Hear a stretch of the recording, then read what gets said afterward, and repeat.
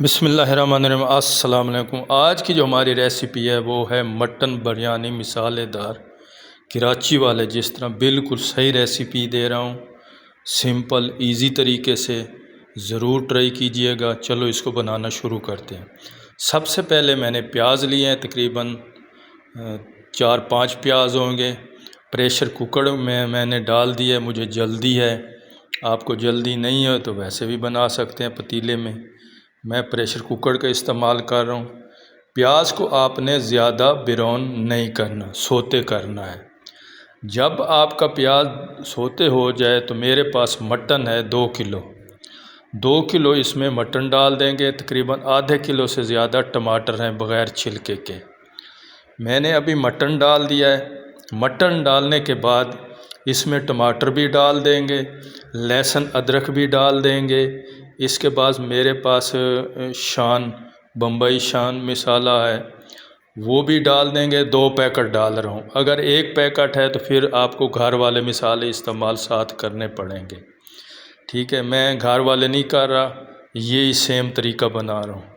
इसके बाद मसाला भी चला गया। अभी इसमें 1 पाव दही डाल देंगे फ्रेश। ये डालने के बाद इसको आपने अच्छे से मिक्स कर देना है। अच्छे से मिक्स करने के बाद इसको पानी लगाने की ज़रूरत नहीं है। ठीक है, ये दही का पानी है, टमाटर का पानी है, सब चीज़ें पानी छोड़ेंगी। इसको प्रेशर कुकर लगा देंगे।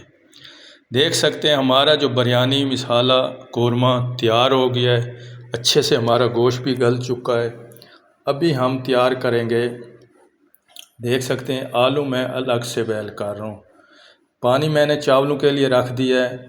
इसके बाद इसमें ज़ीरा, तेज़पात, काली मिर्च, मोटी इलायची, थोड़ी सी दालचीनी का टुकड़ा मैंने पानी में डाल दिया है। इसमें नमक भी ऐड कर देंगे। देख सकते हैं इस बाद इसमें चावल ऐड कर देंगे। 2 किलो मेरे पास गोश्त है, मैं तकरीबन 1.5 किलो चावल ले रहा हूँ। 2 किलो भी ले सकते हैं।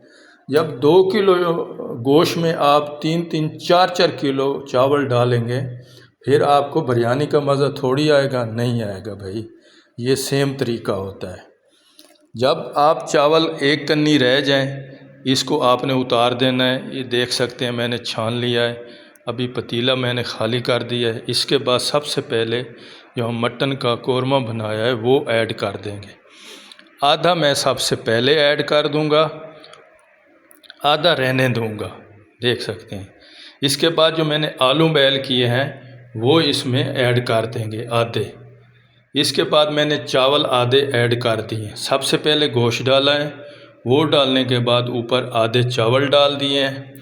इसके ऊपर फिर जो हमारा आधा कोरमा बचा हुआ है इसके ऊपर डाल देंगे। ये डालने के बाद इसके ऊपर जो आलू हमारे बचे हुए हैं वो भी डाल देंगे।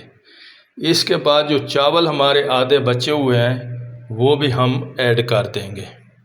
ये ऐड करने के बाद इसमें आपने ज़र्दा कलर लगा देना है। ठीक है, ये लगाने के बाद मैं तकरीबन इसको 15 से 20 मिनट के लिए हल्की आंच पे दम में लगाता हूँ। आप कपड़ा वगैरह मैं कोई भी नहीं लगाता, वैसे ही इसको नीचे तवा रख के ना मैं इसको दम पे छोड़ देता हूँ 15 से 20 मिनट के लिए। 15 से 20 मिनट बाद आपको चेक करवाता हूँ कि हमारी मटन बिरयानी कैसी बनी है। ये मैं इतनी मशहूर बिरयानी है, पंजाब में तो इस तरीके से कोई भी नहीं बना सकता। ये इतनी लजीज मज़ेदार है।